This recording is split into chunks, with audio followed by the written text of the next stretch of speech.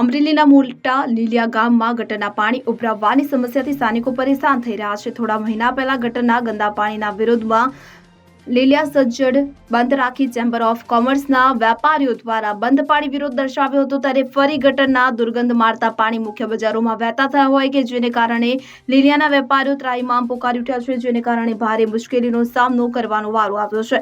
છેલ્લા 3 માસથી ગટરની કુંડીઓ ઉભરાઈ રહી છે. લોકોને ચાલવામાં પણ મુશ્કેલી પડે છે. ભૂગર્ભ ગટર જ્યારથી બનાવવામાં આવી છે ત્યારથી આ સમસ્યા ગંભીર બની રહી છે. વેપારીઓ સંસ્થાઓ દ્વારા અવારનવાર રજૂઆતો કરી છતાં આ સમસ્યાનો કોઈ હલ નથી આવ્યો. ત્યારે વેપારીઓએ માંગ ઉઠાવી છે કે આ ગટરની સમસ્યામાંથી મુક્તિ મળે, ગંદા પાણી બંધ થાય તેવી માંગ કરી રહ્યા છે. Bureau report CN24 news. હવે જુઓ દેશ દુનિયાની તમામ ખબરો તમારી આંગળીના ટેરવે. ઉઠાવો મોબાઈલ અને Google Play Store પરથી ડાઉનલોડ કરો અમારી CN24 ન્યૂઝ મોબાઈલ એપ.